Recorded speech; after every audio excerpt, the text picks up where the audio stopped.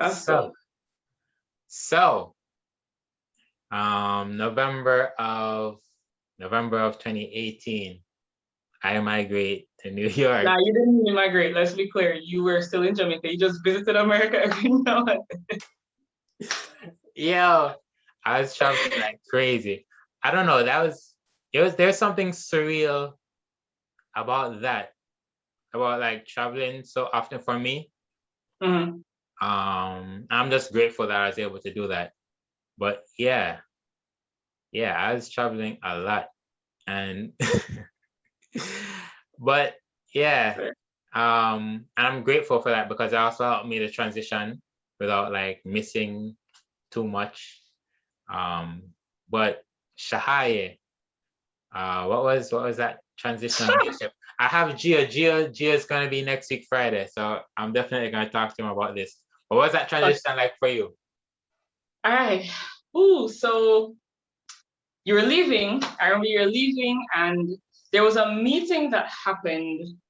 I think at the very start of that semester when you announced to the choir that you were leaving, and I missed that meeting. I don't know. I had like a class or something. I think I wasn't able to come to the meeting that day, and I was leaving class, and it was you and Mighty and like 2 or 3 other people walking together.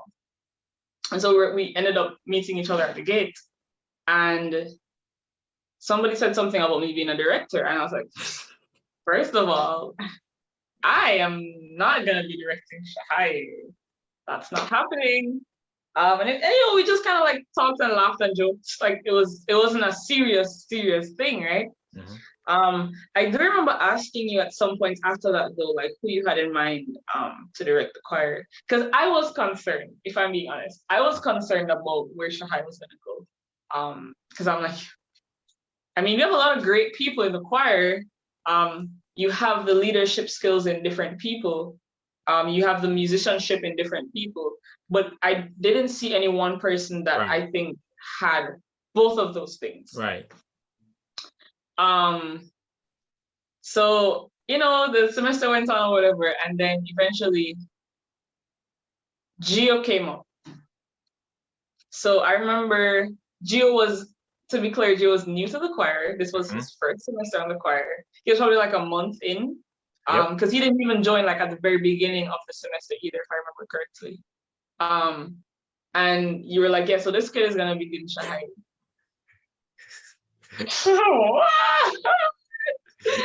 First of all, everybody else in here got more experience than this kid. What you mean he gonna be leading the choir? Excuse me? And then I started getting to know him and I understood why he made the decision he did.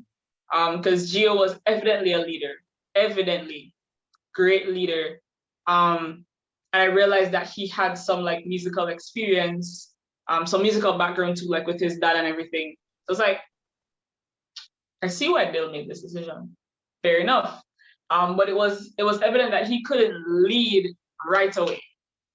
Because he didn't know Shahaye like the rest of us knew Shahaye. Right. He wasn't fully like aware of the content, the music that we had and all that. So you decided to have a couple of us work alongside him. So it was myself, Mighty, Kavian, Shamel, and Gio. And all of us would kind of be like directors together.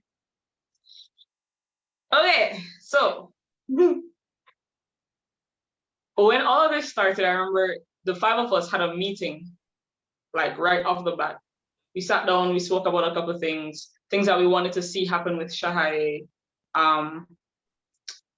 Yeah, just like a general meeting.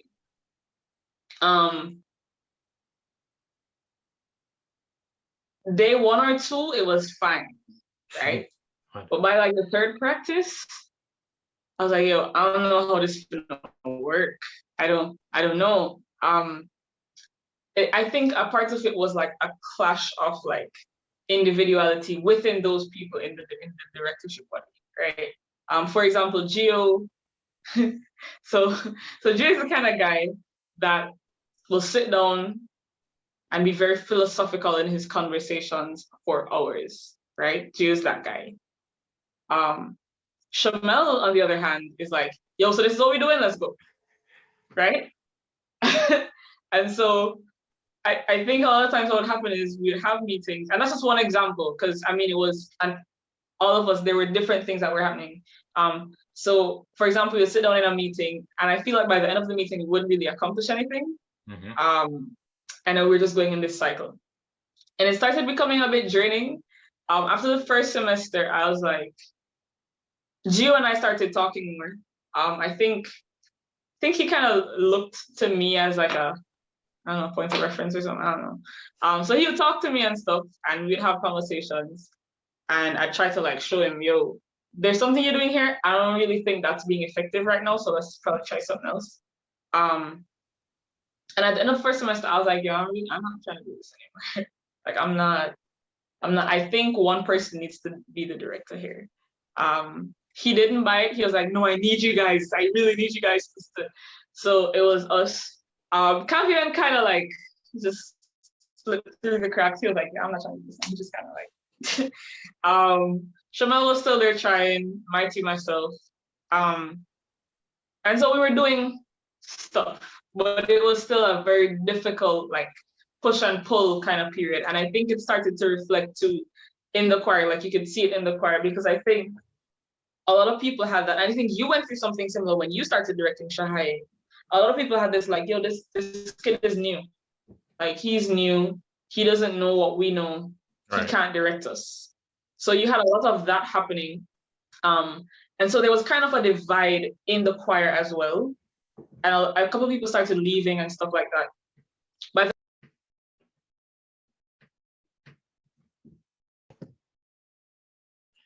all right, we're back. We had a little technical difficulty, but we are back. So you were saying? Right. So I think I was right where second semester with the 5 of us as directors, and I mentioned before, Kavian kind of was just like, Leo. I suspected that Kavian was there for his musical ability, but yeah, I suspected that. Yeah. So at that point, Mighty was like, I would say he was the other face of the directorship. So it was Gio and Mighty, they were like the faces of the directorship. Shamel was a natural leader. So it wasn't like this is what she does, like she's just a natural leader. So even like in my time, Shamel was kind of like my right hand person, kind of like, yeah, she was definitely, she was like, like how you have like maybe like a principal, and then you have the head of the student type. She represented the people. Right. Yeah. Yeah. So, and then I think I was just like the consultant, right? And that's what I'd consider myself, like the consultant. So yeah, that was it wasn't great. As I said before, like it was kind of like a tug and pull. And honestly, by the end of the second semester, I said to them, I was like, guys, this doesn't make sense. Gio, you've done this for almost a year now. You could do it, handle it. We're throwing it out into the water now. Deal with it, right? And so we cut the whole 5 of us as directors thing. I think Mighty left right in that time as well.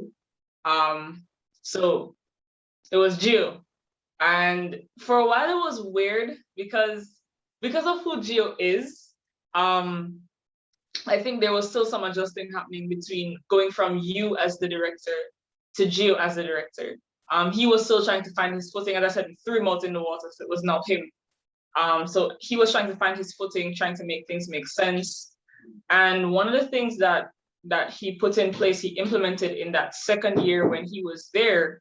One sec.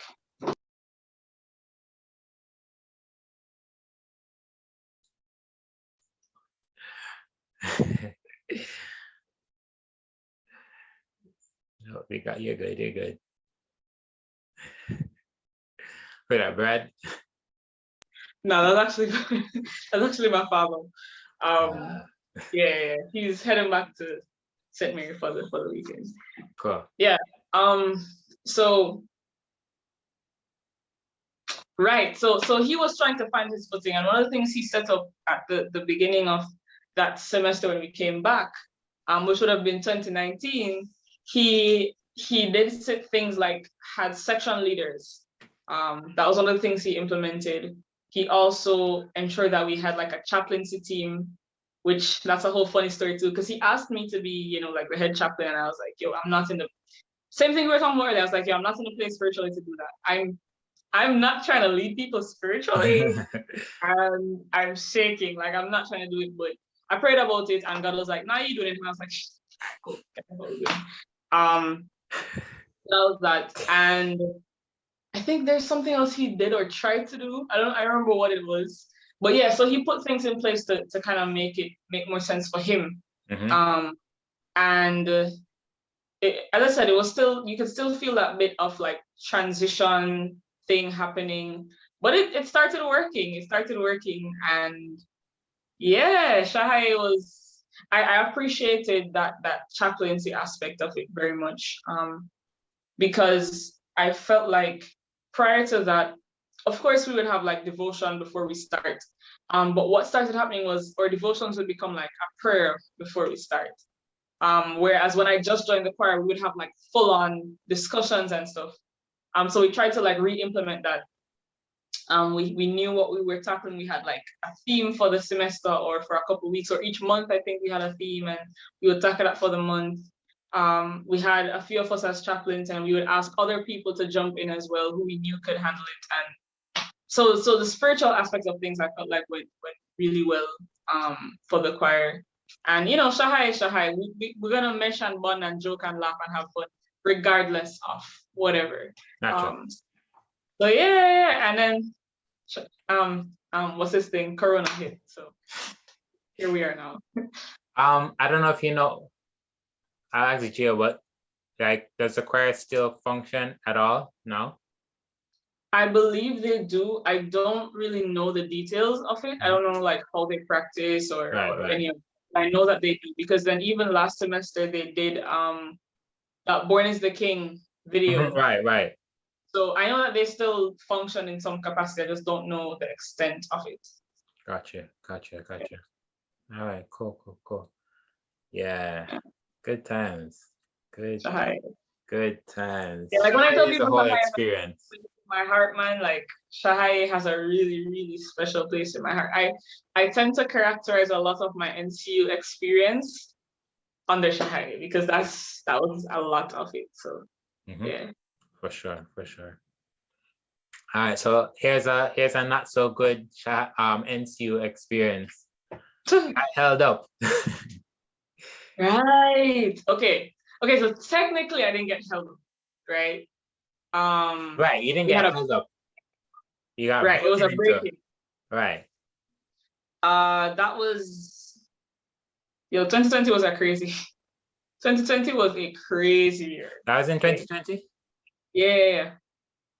That was like January? That was the end of January, like January 29th, I think. Okay. Yeah. So I don't even know what to. So okay, let me just general overview of what that was.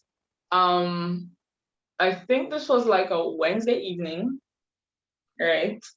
I had band that evening, and big up Erlan. Erlan dropped me home from band that evening, right? So I get home, and I was in the kitchen of where we were staying.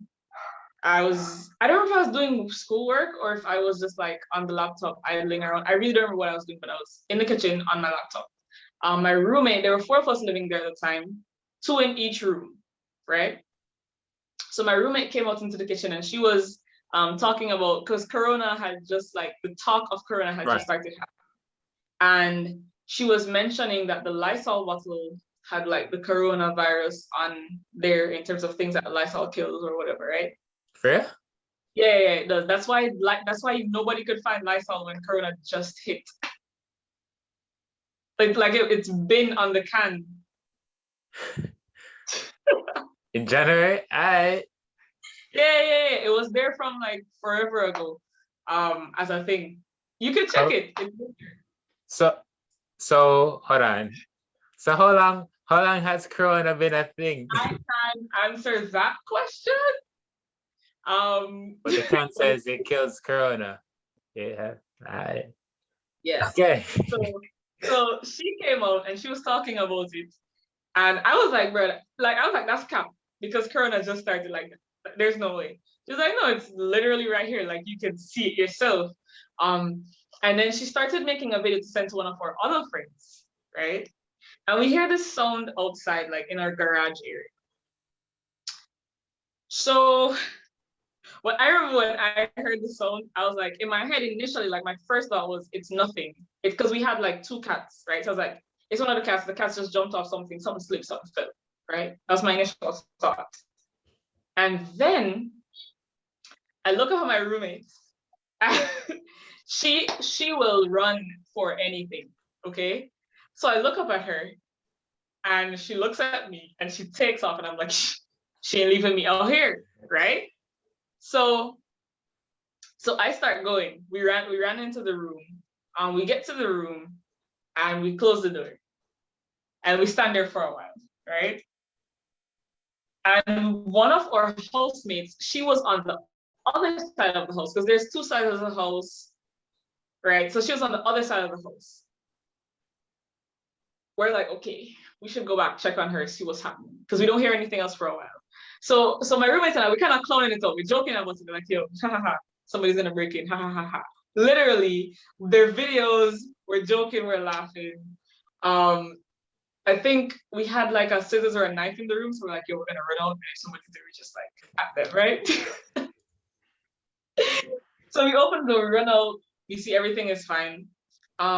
The housemate from the other side of the house, she comes up. When she hears us, she comes up, she's like, yo, y'all heard that? We're like, yeah, we heard it. She's like, yeah, all right, cool. So then we all go into our actual rooms now. So the two rooms are right next to each other, right? Now, I remember when I entered the room, the other housemate, I remember her being somewhere outside. She wasn't in her room, as far as I recall, right? We lock our door. Literally, Dale, we lock our room door, like lock it. And as soon as we lock it, like someone tries to open the door because it's one of those handles. The room door? The room door, right? And so that happened, and I was about to open the door because I thought it was our housemate, right? But I didn't. I decided not to open it. I was like, yo, and I called her name. I was like, sit down. No response. Sit down. And then, no, my roommate, her name is Dana, by the way. So Dana runs into the closet because she's a clown. So she runs into the closet, right? And she had her phone on her, and then her phone rings. And when she answers the phone, it's on speaker. It's Sedona calling, asking if we just heard somebody try to enter the rooms. So at that point, I'm like, so that wasn't her? So, okay. So at that point, we switched off the lights. So I went underneath the bed. There's a video of that too. That's hilarious because I had really bad. How come I can see these videos? I don't think I posted on the night itself. I would have probably posted like one of the videos of like before right? There was something serious, like when we were joking about it. I don't think I ever posted any of the other stuff. So we're there, like we're scared because they're like, yo, there's somebody in here. Evidently, like we literally see the room door handle move. And I heard the other room door like trying to be open as well. And it's none of the four of us, right? So we call the police. Police are a whole different story, but we call the police and they eventually get there. When they got there, they checked through the house, they didn't find anything, like nothing that suggests that someone was there, right? To this day, I cannot tell you how the person entered, who the person, I don't know any of this information. So like the entrance to the place itself, it was locked or? Secured. Let me tell you, there's one spot in the house where our landlady, she would come to the house sometimes and she told us to keep that door open. And that's the door that goes like from her garage side into the other side of the house, right? And it gives you access to the rest of the house. But we just usually leave it open because you can't really get into the garage without like the key to get into the garage anyway, right? So that's the only thing I can think of. The only place I can think of that somebody would have walked, but there was no evidence of entry there either. Right. So to this day, I cannot tell you who, what, why, but it was evident that there was somebody in there, right? That night we all slept at a friend's house who lived like up the road because we're like, we are not staying here. Because the thing is, like a couple months before that, we had an incident that suggested that somebody may have broken in as well. But it just wasn't as clear as that. So there was doubt, but there was still some of that, like, maybe something's happening here. So that night we were just like, yeah, we packing up, let's go. We slept somewhere else that night, and like 3 of us decided, yo, we're not really trying to be there because it's dangerous. It's 4 females. Like we don't really know what's happening. We don't know who to call, like to protect us or whatever. So better not to be there. And we dipped, right? That was at the whole break-in situation when it comes to NCU, but it kind of triggered me because I had a break-in, hold up, tied up situation when I was like younger. And it kind of triggered the remembrance of that. And that was kind of tough. I think at the time when that happened, which was like in 2009, I never really processed it. Like it was just like, okay, this happened. All right, cool. But I realized last year when the break-in at NCU happened, I was like, whoa. And so I had to kind of work through those. It was trauma. It was trauma, if I'm being honest, I had to work through that. That was rough. And then we got broken into again a couple months after that here at home. So yeah. You knew about this. I knew about that one? Yeah, last year, June. Like in June, when I came back home because Corona was happening. Yes. You see, people that's breaking, you have so many big thief stories. Listen, at this point, it's just like there's one to me. It's like, yeah, people are gonna try to run from like that says break in here. Fine, good. I don't know what it is, bro. Just yeah. I didn't even remember what that one. That's crazy. Yeah. That reminds me of my Bulla experience. What? You don't remember Bulla? The guy Bulla? You don't remember that? You remember. You still remember that you remember. Okay. So when me, Daniel, Alex, and Natty's cell phones got stolen. Oh, that's his name? That was his name? Bulla, yeah. Bulla. That's crazy. So for those who don't know, Bulla was so that story. So not Alex, I said Alex's name. It was Romario. Right. So me, Romario, Natty, Daniel are all staying in the same room that night, right? And my phone is normally charging in the nights. So it's normally at the charger. But that night, I don't know if I was texting somebody or I just wanted it near me. So there are 2 beds and there's a window in the middle. All right. So I put the phone down like on like a bag that's under the window, and we're up on like the 3rd floor. So we're high. So the window being open isn't even a thing because you can't reach it. We're up in the air. Right. So I wake up in the morning. I wake up first.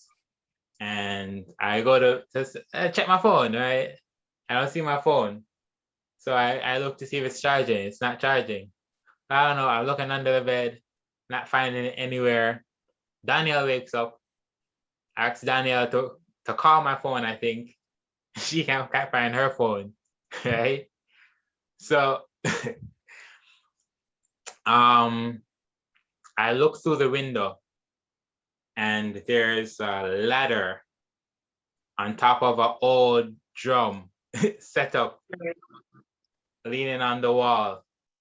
And then I was like, oh crap. Right. So now I'm like, wow, somebody set up this thing, climbed up, take out me and Daniel's phones. I wake up Romario, I wake up Natty. I'd be like, yo, where are your phones? Because at this time, I don't know. I'm assuming somebody probably came in them. I don't know. I'm like, yo, where are your phones? They're like, right here. You sure? They actually look. They actually look this time. And then I say, look outside. And she looks outside. No, no, no, no, no, no, no. Not the, not the softball. We like it's crazy. We go outside, we crazy. And then we call the police. Call the police. The police come. Fortunately, so two things worked in our favor. The first one was Danielle had a tracker on her phone. So she goes on her laptop, she sees that it's in Waltham, right? So we're saying, all right, boom, wherever Daniel's phone is, all of her phones probably are. Right. So the police come, police question this, that, yada, yada, yada. And then they see that the tracker's on the phone. Romario says, all right, he's gonna go with them.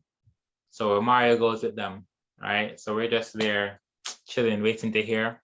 So everything else is what Romario reported to us, right? So Romario goes with them, goes into Waltham. Romario says he sees this guy walking, but he doesn't really say nothing about it. Mm-hmm. They're going around trying to find the location. Can't find where it's saying it is. And then Romario realizes that he's looking at it wrong. So he flips it around, and then we see the house that it's supposed to be in, right? So the same guy that Romario saw earlier, he's in the house, right? They go in the house. The room has like 200 phones in it, 200 cell phones in it, just there. So now the police officers start threatening the guy now, say, is a police officer phone him thief, and if them not get the phone, them not carry him gonna station, like crazy stuff. Start threatening him and thing. My phone was like a cheap phone, right? So apparently this guy hid the other three phones wrapped it up in some wall in the community. Apparently my phone isn't worthy of being hidden in any wall in the community. Nobody can take that from us, so. So my phone fell somewhere, and Romario saw it, called me and asked me what kind of phone I have, asked me to describe it. That's my phone. So if I had a nice phone, then all four of them would have been in the wall, whatever. So now we know that he has our phones. And so they threaten the guy, he carries them to the wall in the community, and they catch it. So yeah, that was the story of Bulla. Now here's the thing. The house beside where we were living, Bulla was working construction there. He's a part of the guys who are working construction. So he was next door, and it's just as high. So he was able to look right into the window, see where the phones were, see when we went to bed, all of that.